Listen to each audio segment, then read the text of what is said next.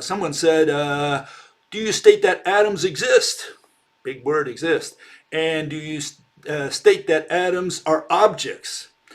Uh, no, we don't state. See, this is the problem. People are still operating under the traditional notion of science.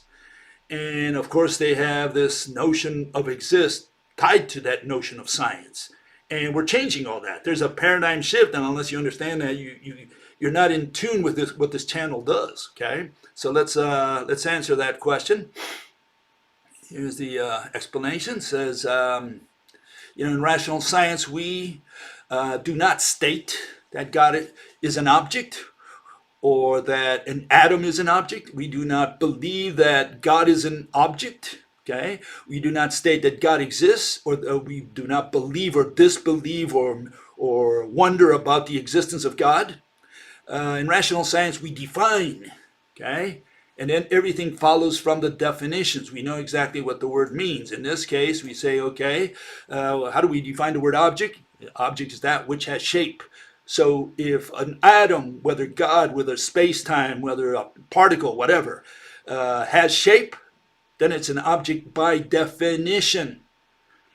What do we mean by exist? Well, exist means physical presence. It's an object that has location. Location versus all the other objects in the universe. So if there's distance between God's chest and mine, well, God exists by definition. Otherwise, God does not exist by definition. Not because I believe or disbelieve.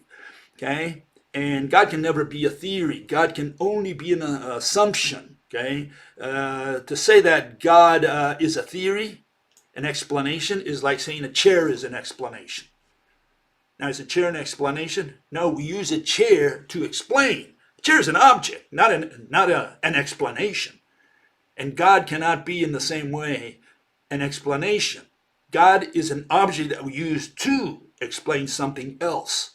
So you can say, look, let us assume God exists. Okay, fine.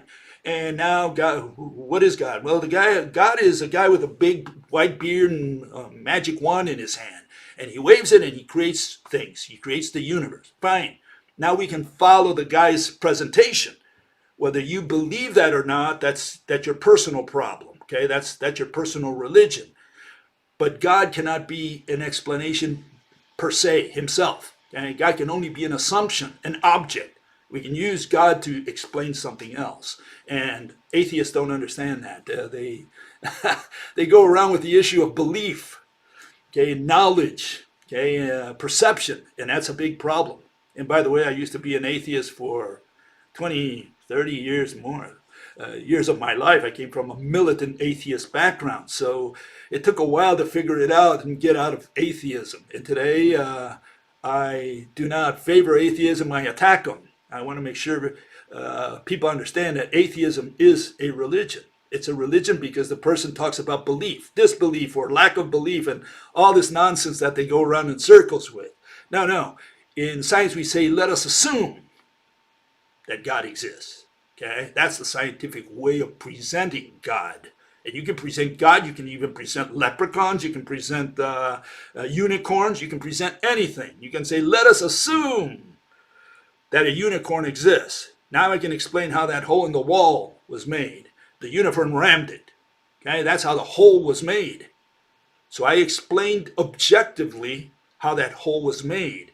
Now, whether you accept my assumptions, that's a separate issue. And whether you believe my theory, that's also your personal business. I don't care. So that's how we're going to present science here, okay? You just need to understand. So yeah, if God wants to exist, all he's got to do is have a physical presence, okay? He's got to be an object, first of all, okay? In this case, we see a human-like figure. So obviously that God, right? That God is an object. Does he have distance? Well, he has distance with respect to the tree, the rock, the table, the human. Okay? So God exists by definition. Not because I believe or disbelieve or lack a belief. Okay? Which is what atheists say. Okay? Agnostics say it even worse. They say they don't know whether God exists or not because they can't imagine an experiment that you can run to prove God. which is the notion that we inherited from the 17th century scientific revolution, so-called scientific.